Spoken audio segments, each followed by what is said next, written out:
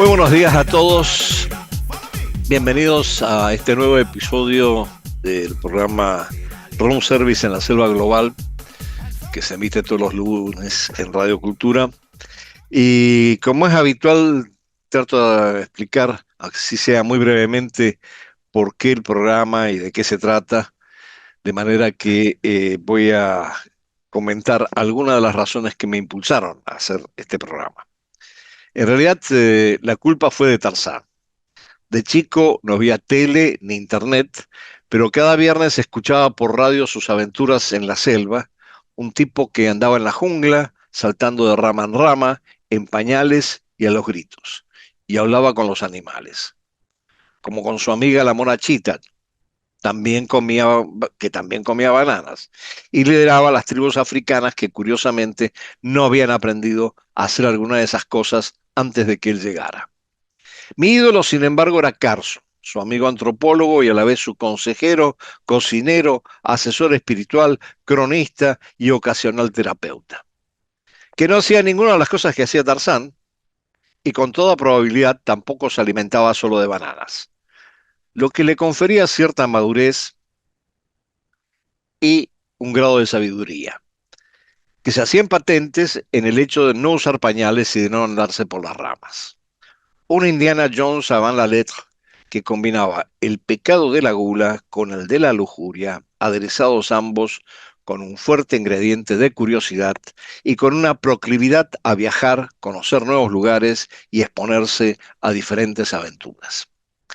Los relatos de mi libro Comida Diario de un Antropólogo Hambriento reflejan con un toque de humor algunas de mis experiencias en esa etapa de mi vida.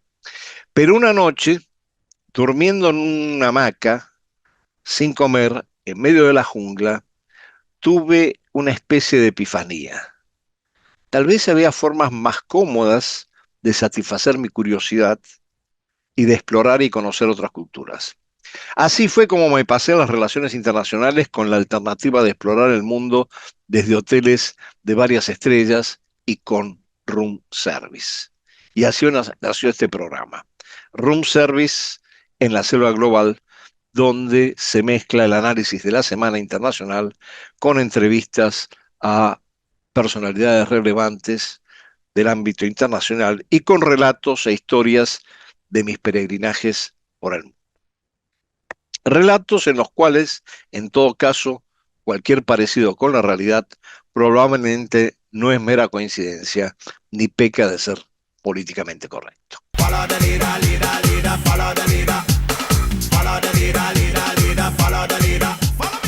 Buenas tardes a todos y todas, bienvenidos a un nuevo episodio de Room Service en la Selva Global. Esta vez con abundante material, como siempre, pero mucho que pasó en la semana, pero también una entrevista especial que tenemos sobre Venezuela con un viejo amigo y un experto del tema, pero sobre eso vamos más adelante. Quiero arrancar, como siempre, con la sección La Otra Mirada y hacer un rápido repaso de lo que pasó en la semana y qué significa. Eh, Primero, claro, lo más impactante es lo que ha sucedido en términos de la reactivación de atentados de todo tipo, de toda índole, algunos propios de la dinámica de Estados Unidos y la disponibilidad de armas, entre otras cosas, como la que sucedió, el tiroteo que sucedió en la Universidad de Brown, con muertos. Pareciera que el sistema educativo estadounidense es un espacio propicio para este tipo de cosas. Y segundo, desde luego, lo incalificable como la masacre de la playa Bondi durante una celebración del Hanukkah de la colectividad judía, donde, bueno, sí han sido detenidos, bueno, detenidos no, uno fue muerto y el otro fue herido, los dos atacantes aparentemente musulmanes pakistaníes. Bueno, estas cosas desde luego tan dolorosas que nos suceden en muchas latitudes y en muchas regiones, pero que son altamente cuestionables. El segundo punto que quiero recordarles y que me parece también crucial tener en cuenta es que a pesar de las declaraciones del presidente Trump de cómo ha solventado 8 guerras, bueno, una de estas guerras, solamente para mencionar una de ellas, se ha reactivado en toda su potencia, y es la guerra entre Tailandia y Camboya, donde las actividades bélicas han estado en los últimos días en auge, ¿no? Y con esto se abren signos de interrogación acerca de si evidentemente existe un acuerdo de paz persistente entre los dos países, como lo planteaba el presidente Trump. Y el tercer punto tiene que ver con la creciente fractura entre Estados Unidos y la Unión Europea, en muchas líneas, pero principalmente en torno a lo que está pasando con las negociaciones sobre el conflicto de Ucrania. Bueno, como ustedes probablemente sepan por la prensa, ha habido reuniones del presidente Zelensky con 3 mandatarios de la Unión Europea en su momento, permanentes consultas entre la Unión Europea y Zelensky, eh, básicamente orientadas a revisar y corregir el plan de 28 puntos propuesto por la administración Trump para la paz en Ucrania. A tal punto que han reducido los 28 puntos a 20, y se han tocado temas particularmente sensibles para todas las partes involucradas.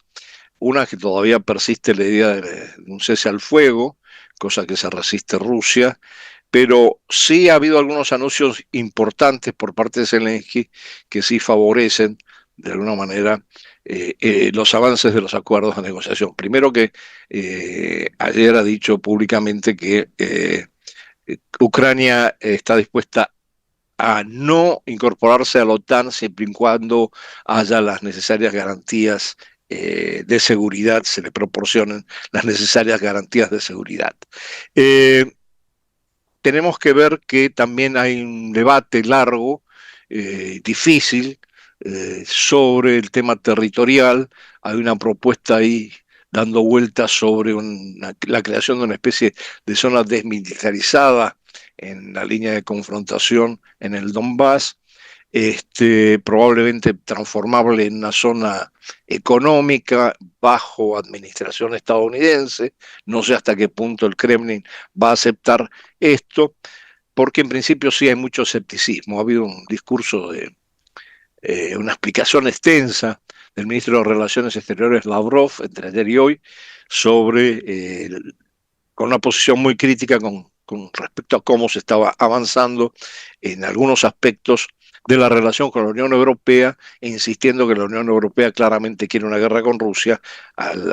Por lo menos las élites actuales de los principales países buscan mantener el conflicto con Rusia, pero además buscan apropiarse de 210 mil millones que hay depositados en fondos congelados de Rusia.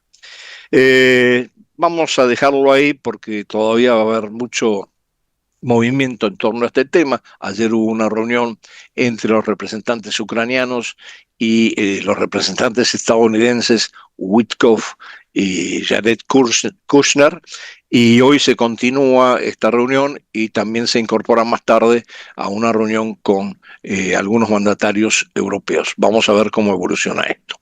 Ahora, lo que hay que señalar que en todo este proceso, y este es un cuarto punto que quiero resaltar, hay una clara irritación por parte del presidente Trump con respecto a los obstáculos que impone la Unión Europea a avanzar en el proceso de paz en Ucrania. Yo creo que en este caso es muy llamativo que justamente se plantee en forma semioficial, si ustedes quieren, la creación de un G5 o un Core 5 que reemplazaría al G7, y donde curiosamente los 5 que estarían serían Estados Unidos, Japón, India, Rusia y China. Ninguna mención de Europa en la creación de este grupo. Bueno, esto entra también, vamos a ver cómo esto se ajusta a la visión que se ha desarrollado en el ámbito euroasiático de el RIC, en donde Rusia, India y China cooperan en todo un proceso en ese espacio. Eh,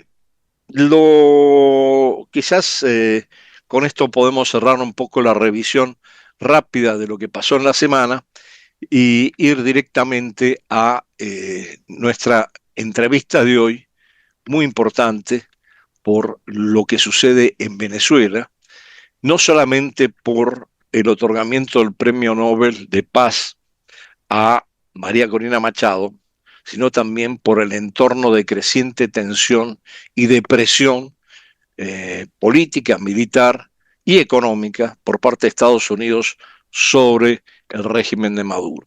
Y para hablar sobre esto tengo un invitado muy especial, muy apreciado desde hace muchos años, eh, por lo menos porque salió de la Escuela de Sociología, donde yo daba clases.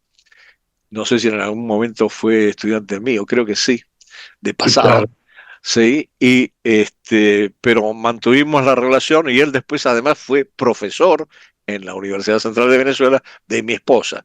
Así que tenemos un largo historial que arranca en esa etapa y se ha venido desarrollando y, muy importante, se ha venido manteniendo dentro de esta fase de exilio y de dificultades que sufren muchos venezolanos al tener que salir del país por las razones que todos conocemos. Entonces les voy a presentar a Tulio Hernández, sociólogo de la Universidad Central de Venezuela, fue profesor de la Universidad Central de Venezuela, articulista de prensa, es un columnista del diario venezolano El Nacional, donde escribe reiteradamente, y sus artículos también han sido publicados en otros periódicos como El País de España, el New York Times en español y revistas especializadas. Actualmente vive como exilado político en Bogotá, Colombia, y más allá de que regularmente nos comunicamos por WhatsApp y hablamos, bueno, esa es su situación actual, así que bienvenido, Tulio, y aquí estamos para ver cómo desmenuzamos esta compleja situación que se está generando en torno a Venezuela.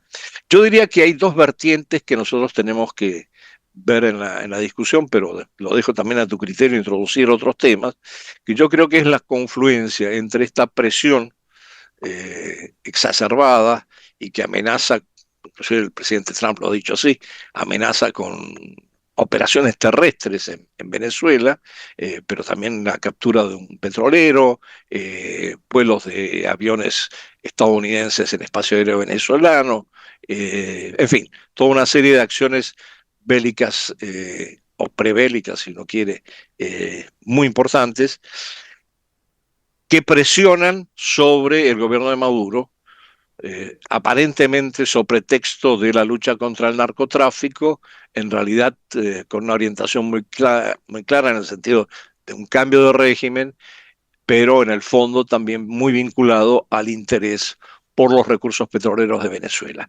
Y por otro lado, la segunda vertiente, que me parece muy importante en términos domésticos, pero también internacionales, que es el hecho que le hayan otorgado el Premio Nobel de la Paz a María Corina Machado, que ha sido una férrea opositora al régimen,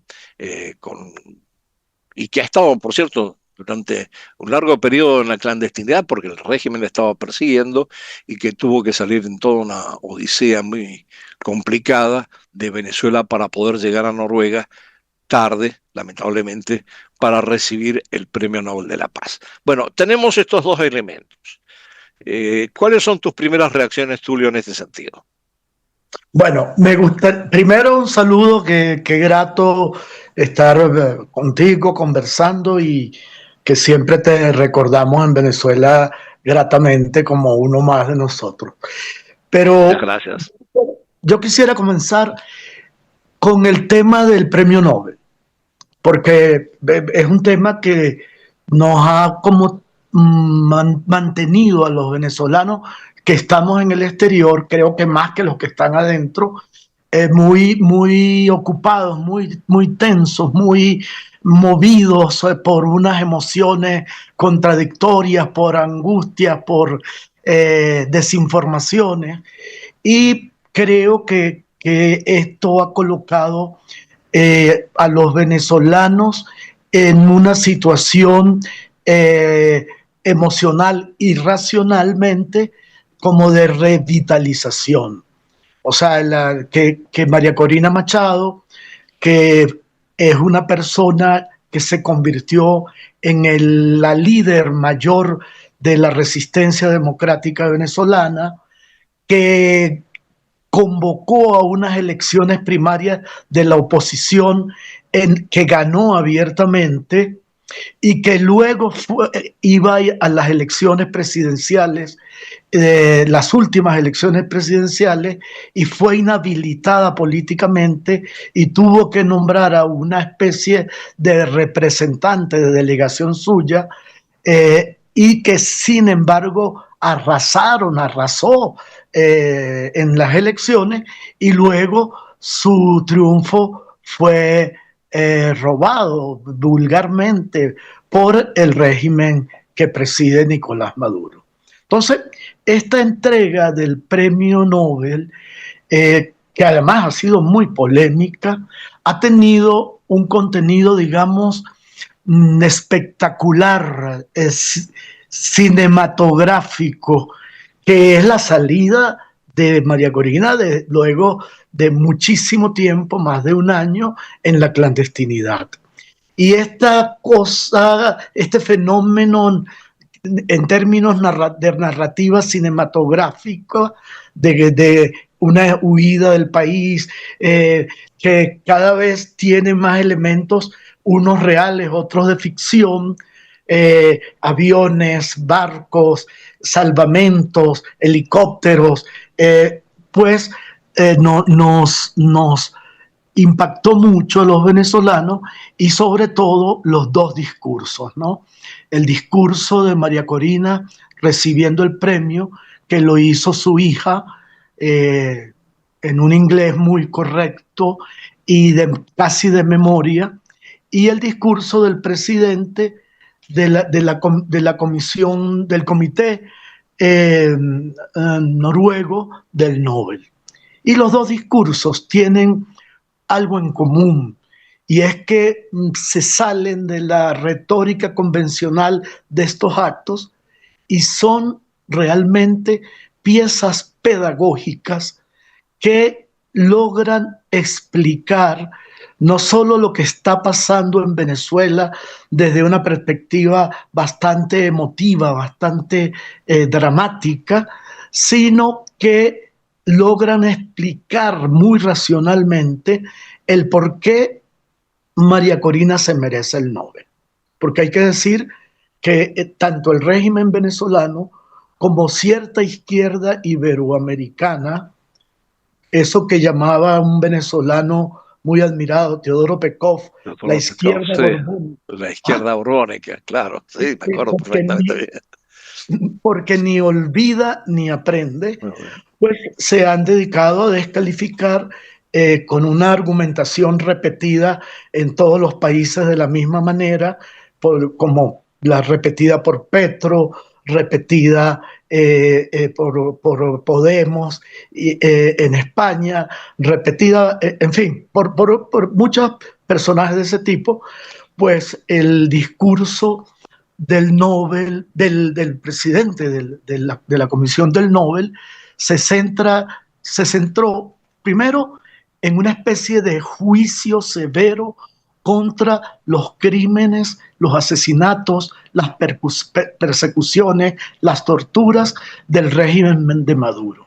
Y segundo, en la fuerza democrática, en el carácter democrático de la lucha de María Corina, que no solamente significó participar exitosamente en las elecciones, sino haber registrado de una manera muy inteligente y audaz todas las actas de esas elecciones, porque se preveía que iba a cometerse un fraude o un robo descarado, como ocurrió.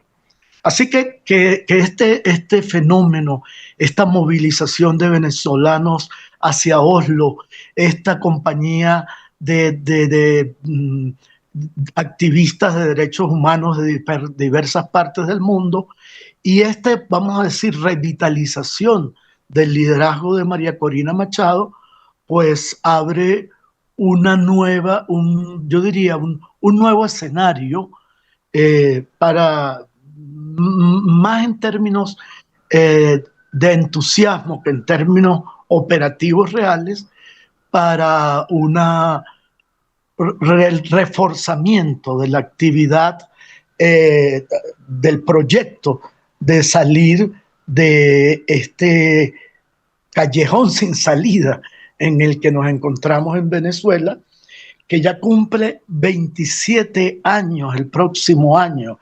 Es decir, que en un año más va a ser más largo que la dictadura de Juan Vicente Gómez, que era la más larga de la historia de Venezuela, que ocurrió entre 1908 y 1935. Así que ya vamos a tener una dictadura, así como el tiempo de gobierno de Daniel Ortega en Nicaragua ya supera a los dos gobiernos de los dos Somoza. En Venezuela, este régimen militarista va a superar la dictadura de Juan Vicente Gómez. Bien, sí, yo creo que en líneas generales está muy claro el factor emocional que ha movilizado toda esta situación con María Corina Machado y el efecto nuevamente emocional en los venezolanos que están desde luego cuestionando el régimen de Maduro. Pero aquí tú mencionaste a la izquierda, por ejemplo, latinoamericana, y uno de los elementos que justamente señalan desde su perspectiva crítica es la estrecha asociación entre María Corina Machado y la administración Trump. ¿Y en qué puede derivar eventualmente eso? Y aquí está la pregunta del millón sobre qué podría pasar en función de esa asociación. Quiero recordar una cosa, que sí, el régimen de Maduro parece estar sin salida, pero el presidente Lukashenko de Bielorrusia ya le ofreció que si quiere venir a instalarse en Bielorrusia y soportar el frío de esas latitudes, bueno, va a ser más que bienvenido. Pero esto es un comentario aparte. Volviendo a lo otro, esta convergencia obvia y la vinculación entre Estados Unidos y la figura de Mariana Corina Machado, hasta qué punto puede incidir sobre lo que pueda suceder de aquí en adelante en Venezuela. Bueno, yo lo primero que debo decir es que como dicen en los Andes venezolanos, lo más seguro es que quién sabe, porque efectivamente la incertidumbre es en este momento una sensación y una variable fundamental para entender el futuro venezolano. Y efectivamente estamos en un dilema muy grande, porque por una parte ya sabemos que hemos agotado la resistencia democrática, todas las vías posibles, grandes movilizaciones populares, vías electorales, triunfos absolutos para el Parlamento, que después son desconocidos, hasta el triunfo absoluto en unas elecciones presidenciales. Pero somos somos un grupo que juega a las cartas con un taur que tiene las cartas marcadas y que además los dos jugadores están rodeados por unos pistoleros que le apuntan al jugador democrático directamente. Entonces, por eso decía lo del callejón sin salida. Es decir, las vías democráticas hasta ahora no nos funcionan, pero tampoco ha habido nunca una resistencia armada. O sea, no ha habido una guerrilla, no ha habido atentados contra los líderes del proyecto militarista, ni contra sus familias, ni contra sus hijos, ni ha habido secuestros. O sea, las reacciones típicas en situaciones como esta, recordemos lo que ocurrió al final del franquismo, recordemos las resistencias latinoamericanas como en Nicaragua contra la dictadura de Somoza. Entonces, el drama en este momento es no todos los venezolanos demócratas tenemos la misma posición, pero es para muchos de nosotros la incomodidad de tener que depender de un hombre como Trump, que no es precisamente un demócrata ejemplar y que no es precisamente una figura eh, confiable, pero tener que depender de alguna manera de sus decisiones y de sus operaciones para poder reforzar lo que internamente no se puede, que es presionar intensamente a la dictadura, porque ahora sí se le puede llamar dictadura o gobierno de facto, de Nicolás Maduro, y hacerlo sin tener que apoyar explícitamente una intervención armada externa sobre el país. Es decir, está muy claro que María Corina ha expresado un apoyo a las iniciativas de Trump, pero nunca, y esto hay que revisarlo seriamente, ha dicho explícitamente que está convocando a una intervención armada sobre Venezuela. Yo creo que lo que está ocurriendo, y especialmente las últimas acciones de, de toma de los barcos que desde hace muchos años trafican ilegalmente con el petróleo de los venezolanos, que Venezuela le regala a Cuba y que Cuba comercia ilegalmente con Asia.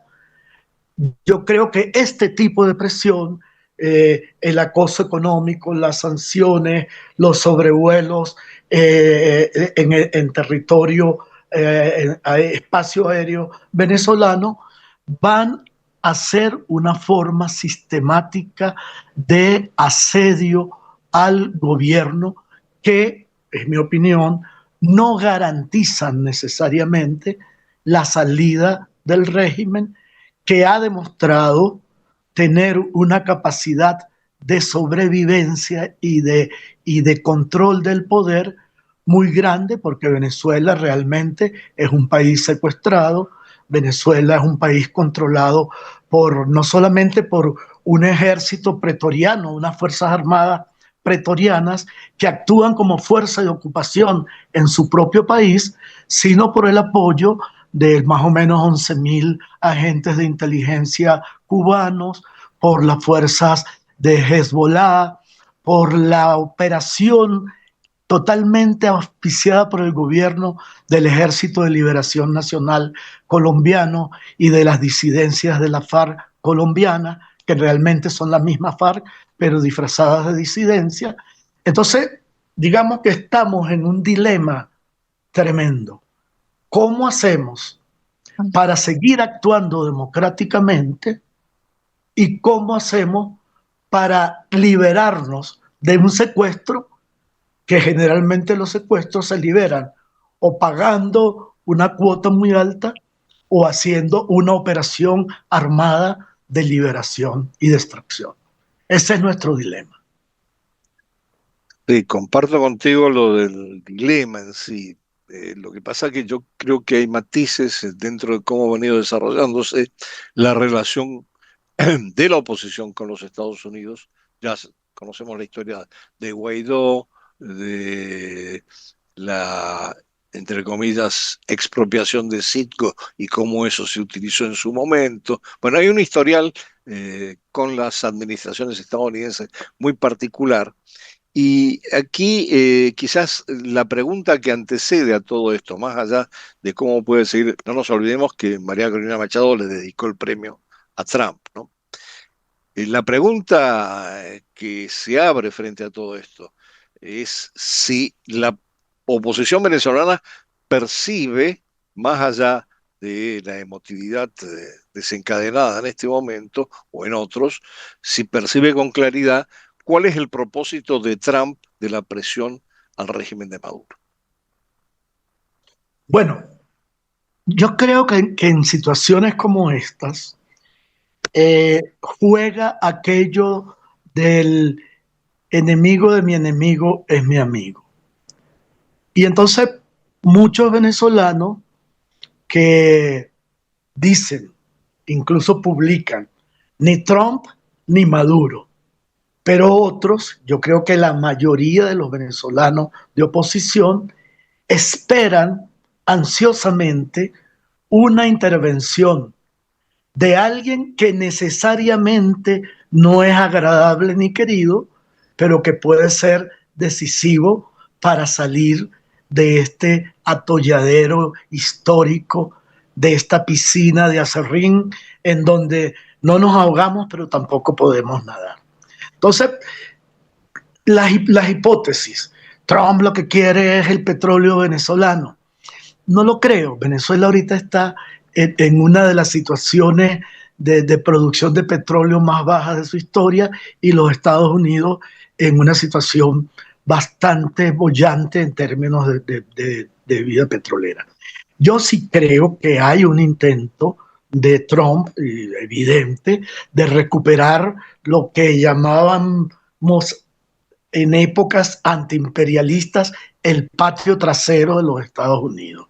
Yo creo que la preocupación por Colombia, la preocupación por Venezuela, por lo que está pasando en ambos países en términos de grupos ilegales, de terrorismo y de tráfico de drogas, tiene que ver con eso, con una, tú sabes mucho más que yo de eso, la nueva geopolítica mundial, en donde Estados Unidos, perdiendo su hegemonía exclusiva de otras épocas, necesita recuperar América Latina. Y nosotros, pues,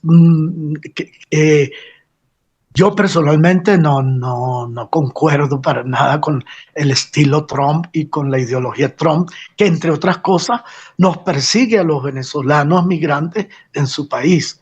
Pero también entiendo, y entiendo a María Corina, que haberle dedicado el premio a Trump porque forma parte de una estrategia de relaciones internacionales que, como algunos han expresado muy bien, no son alianzas ideológicas, sino intereses necesarios. Esto suena pragmático, suena cínico, pero lamentablemente creo que es así.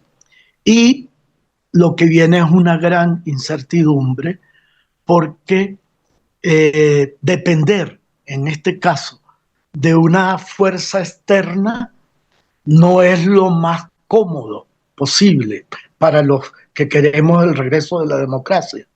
Pero no aceptarla es suicida porque no tenemos cómo resolverlo nosotros solos desde adentro. Es un gran dilema.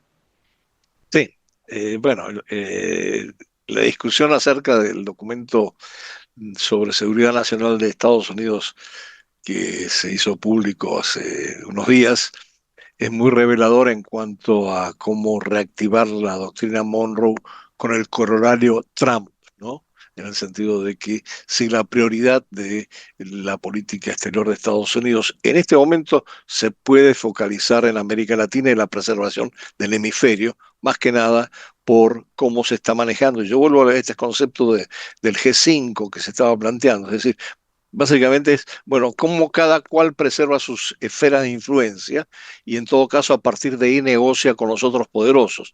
Y en ese sentido Europa deja de ser poderosa para entrar a tallar los cinco que están en ese grupo.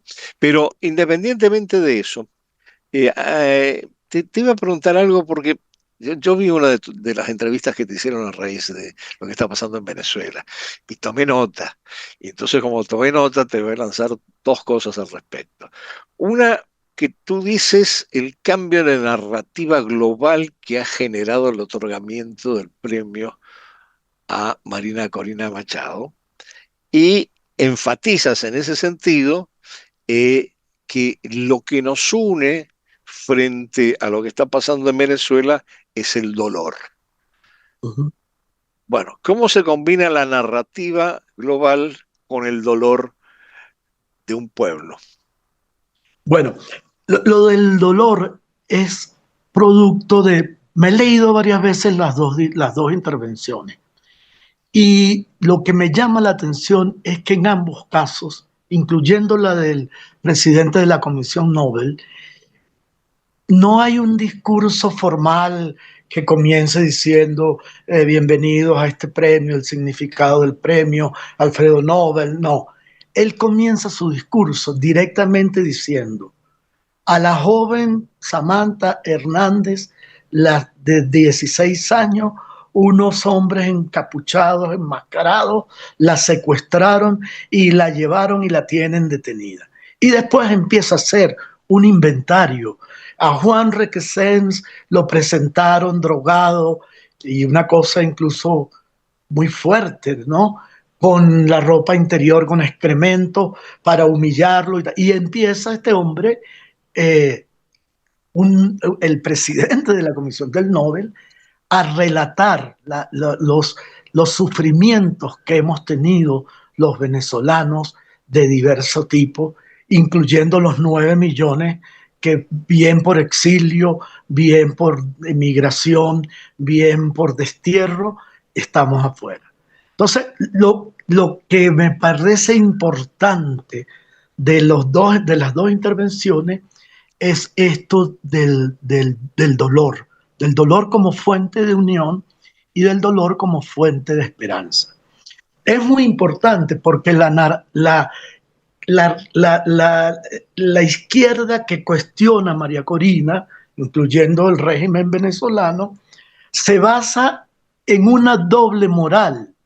Es decir, los crímenes de Maduro son buenos, o sea, no nos perturban tanto, pero los crímenes que pudieran adjudicarse a la intervención americana son malos, hay que condenarlos. Y esta idea de la unidad en torno al dolor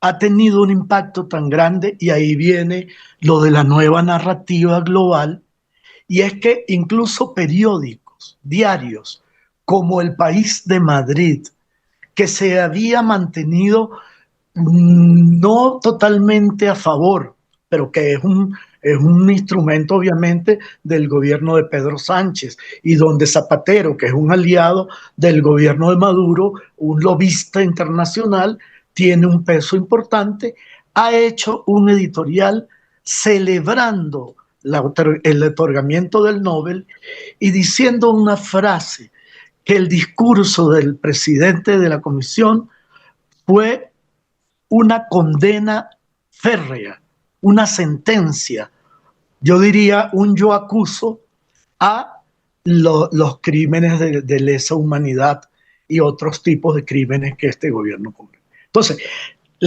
más que un homenaje a María Corina, el discurso global a favor, por supuesto, que se ha puesto en circulación es que se trata de la celebración de una lucha colectiva, de un país, de una sociedad que ha logrado sobrevivir resistiendo estos 26, 27 años, y que lo ha hecho sin atentar, digamos, terroristamente, como podría desearse, o de manera armada contra un régimen que en cambio es militarista, es armamentista, es guerrerista, porque no olvidemos, Andrés, y esto es muy importante que tus oyentes lo recuerden, que desde el comienzo el chavista fue un proyecto internacional. Desde el comienzo fue un proyecto asociado a Cuba, asociado a Irán, asociado a Turquía, asociado a gobiernos como el de Gaddafi, asociado a un gran defensor de la guerrilla colombiana, y desde el comienzo estuvo así como invocando los espíritus de la guerra, Hugo Chávez, contra Colombia, después Maduro contra Guyana, contra los Estados Unidos, siempre. Entonces, lo que estamos cosechando es un régimen que nos convirtió en una pieza más, una simple pieza de un tablero en el cual solamente somos peones de un escenario de conflicto internacional. Y el único que podría, lo decía muy claramente, que debería garantizar la paz en Venezuela, tendría que ser el gobierno, y no lo es. Es el garante de la guerra y del conflicto internacional. Entonces, por eso es muy interesante entender lo que decía el presidente de la comisión. La paz, lo hemos oído muchas veces, no es la ausencia de guerra. Claro. La paz es que existan condiciones para que la gente pueda elegir libremente a sus gobernantes y opinar libremente sin correr riesgos ni ser perseguidos por eso. Entonces, la paz como tiene los mismos instrumentos de la democracia. Si no, no es paz. O sea, no puede decir, bueno, Corea del Norte no hay grandes tragedias como las matanzas que tú acabas de hablar, pero esa es una paz de los cementerios, ¿no? Y entonces Bueno, hay yo otras creo que, tragedias que no conocemos en Corea del Norte. exacto, pero podría decir alguien, hay paz, o podría decir alguien, en Cuba el índice de crímenes y de asesinatos por cada 100.000 habitantes es mucho más bajo que en Colombia o incluso ahora en Chile. Pero bueno, sabemos a qué costa y a costa de qué se mantiene esa paz. Entonces, creo que lo de la nueva narrativa global tiene que ver con que tal vez estos discursos, estas intervenciones, le permitan a otros países y a otros ciudadanos entender un poco mejor lo que les cuesta reconocer de la tragedia venezolana. Se nos está acabando el tiempo, Tulio, pero yo no quiero perder la oportunidad de lanzarte, eh, en realidad, el último strike, dicho en lenguaje pilotero. Este, ¿Cómo vislumbras tú, considerando todos estos factores que hemos estado analizando, los externos que tienen que ver con Estados Unidos? No mencionamos mucho, pero también Rusia y China tienen una presencia aparte de Cuba, en fin, junto con esta, ah, yo diría, esta euforia que en este momento nace a nivel doméstico, en términos internos, y que aparentemente refuerza desde luego la posición de María Corina Machado. ¿Cómo vislumbras tú los escenarios, y apenas te voy a dar 3 minutos, para de aquí en adelante en Venezuela? Bueno, yo creo que el futuro es la opacidad en Venezuela. Yo no los veo claros. Creo que lo único que está claro es que más del 90% de los ciudadanos quieren salir de este régimen y de esta situación. Porque el empobrecimiento colectivo es muy grande. Porque las familias rotas, que ha sido donde más fuerza ha puesto el discurso María Corina, la tristeza de los que no podemos ver a nuestros familiares porque si vamos presos. Yo creo que hay lo que Octavio Paz llamaba los ríos subterráneos, en un bello libro que se llamaba Pequeña Crónica de Grandes Días, donde a él le tocó vivir la caída del bloque soviético en Moscú. Y él decía, cayó y nada, no pasó ni un hombre con una banderita roja a defender lo que ocurrió.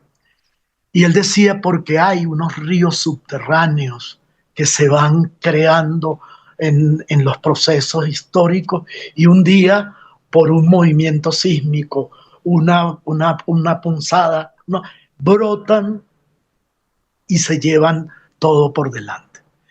Yo creo que los venezolanos, sabiamente, los que están allá, han aprendido a vivir resignadamente y a tratar de protegerse para no ir presos, para no ser perseguidos, y van rumiando amargura en silencio, sin mucha confrontación. Pero creo que se está gestando una cosa donde coreográfica entre el movimiento externo, que no depende de nosotros, que depende de ese corolario Trump que tú mencionaste, y el movimiento interno, tanto de los venezolanos que están en el exterior haciendo política y preparando todo el proyecto de reconstrucción nacional, como el de los venezolanos que están en Venezuela y han aprendido a hacer política como debió haber sido desde el comienzo, de manera clandestina, de manera silenciosa. Y cuando esas dos fuerzas confluyan y cuando el gobierno se vea más asediado, sobre todo económicamente, podríamos estar hablando de una transición que lo mejor sería que aceptara la invitación Maduro de Lukashenko con una buena chaqueta y que pudiéramos hacer una transición negociada. Pero si no ocurre, yo creo que más tarde que temprano, y en eso el 2026 va a ser decisivo, tendremos una salida que tiene que ser original en términos políticos, inédita en términos de insurrección popular, contundente en términos de organización de base. Pero por los momentos, todo esto son suposiciones, porque lo que sí ha aprendido la oposición venezolana es a no mostrar sus cartas antes de tiempo, porque siempre terminaba perdiendo el juego o la mano de esas cartas en las que estaba jugando. Tulio, muchísimas gracias por esta conversación. Eh, Nos quedan varios cabos sueltos, como es habitual. Me hubiera gustado meterme en ellos si el tiempo me lo hubiera permitido, pero te agradezco de todo corazón que hayamos podido tener esta conversación, tu contribución a la conversación, y espero que quizás esos cabos sueltos los retomemos más adelante en algún otro programa. Mil gracias, un fuerte abrazo, y bueno, igual seguimos conversando por WhatsApp, así que no, no Bueno, perderemos la muchas oportunidad. gracias. Y un gran saludo y gracias por estar pendiente de Venezuela y por hacerlo, como tú lo sabes hacer, muy reflexivamente y muy analíticamente. Tú sabes que Gracias. Venezuela es parte de mi corazón y me parte el corazón, valga el juego de palabras, lo que está sucediendo en Venezuela. Bueno, te mando un gran abrazo, mil Luego, gracias. Bien, y después de esta muy interesante entrevista, quisiera pasar a la lectura de un cuento breve, ya que hoy estamos muy cortos de tiempo, que se llama Retratos Caribeños, que es de mi nuevo libro próximo a salir, Room Service en la Selva, y que comienza así. La isla era pequeña, en realidad eran dos islas, y había devenido en un país independiente del Caribe anglófono, cuyo jefe de Estado seguía siendo el monarca de Inglaterra, quien designaba a su gobernador general. La isla adquirió su independencia formal a principios de la década del 80, pero seguía perteneciendo a la Mancomunidad Británica, la Commonwealth, y conservaba gran parte de las tradiciones coloniales. Al año de su independencia formal, la Asociación de Estudios Caribeños eligió la isla para su reunión anual y me tocó viajar como miembro y futuro presidente de la asociación a la isla. La reunión era una convención académica que como tal reunía a los, entre comillas, caribianistas de la región, de los Estados Unidos, de Canadá y del Reino Unido, y de algunos países latinoamericanos cuyo número total sospecho que superaba los que participaban en la convención, cuyo número total sospecho que superaba a la población de la capital de la isla. Como uno de los ingresos principales de la isla provenía justamente del turismo, había sin embargo una infraestructura adecuada para recibir a esa multitud. Pero esa reunión en particular sirvió también de ocasión para celebrar el aniversario de la independencia de la isla. No recuerdo mucho de los festejos que acompañaron esa celebración en la pequeña isla, pero sí de la fastuosa recepción que nos ofreció el gobernador en su mansión a los participantes del Congreso. Y tengo nítidamente grabada la gran mansión que se alzaba frente a unos prados impecablemente cuidados y el recibimiento de los invitados a la celebración por parte del gobernador y de su esposa. Ambos eran de evidente ascendencia africana, pero se habían vestido para la ocasión respetando los códigos de vestimenta coloniales. El gobernador, un hombre alto y corpulento, vestía un traje gris de 3 piezas, chaleco incluido, y pese a su cabello rizado y abundante, detentaba unos bigotes erguidos que hacían recordar a los coroneles británicos retirados de la India en las películas de Hollywood. Su esposa, robusta y de amplias nalgas, con un liviano vestido estampado y una gran capelina, calzaba zapatos de tacón y lucía un impecable maquillaje sobre su piel oscura. Nos esperaban bajo un sol abrasador y en medio de una humedad sofocante a la entrada de los jardines de la mansión para saludarnos uno a uno, y los participantes del Congreso formamos una larga fila para proceder al saludo protocolar como condición previa para poder abordar, algo desesperados y ansiosos, los manjares y bebidas disponibles en las mesas frente a la entrada de la mansión en una galería. Empapados de sudor y respetando los turnos respectivos, los congresistas saludamos a los anfitriones que, impertérritos y erguidos, nos recibían sobre un montículo del jardín, con un retrato de gran tamaño de la reina ubicado a un costado para recordarnos que estábamos en una isla británica. La procesión se alargaba y el calor arreciaba, pero todos éramos conscientes de que había que cumplir con el ritual del saludo, con la esperanza de que luego podríamos resarcirnos atiborrándonos de ron y de refrescos. Todo parecía marchar lentamente, pero a las maravillas, a pesar del calor y los saludos y los sobretones de manos que se desarrollaban según todas las reglas del protocolo. Hasta que la esposa del gobernador, que evidentemente estrenaba sus zapatos de tacón, no resistió más. Se los quitó y descalza, desistiendo de todo protocolo, siguió saludando a los invitados bajo la amable mirada de la reina desde su retrato. Ahí fue que me percaté que no había protocolo monárquico que resistiera el calor del Caribe, ni dignatario local que no terminara por sucumbir ante él. Bueno, muchísimas gracias por escuchar este cuento Muy bueno. eh, y escuchar todo este episodio. Desde luego ustedes saben que esto se reproduce en YouTube y en Spotify y pueden acceder en cualquier momento al programa.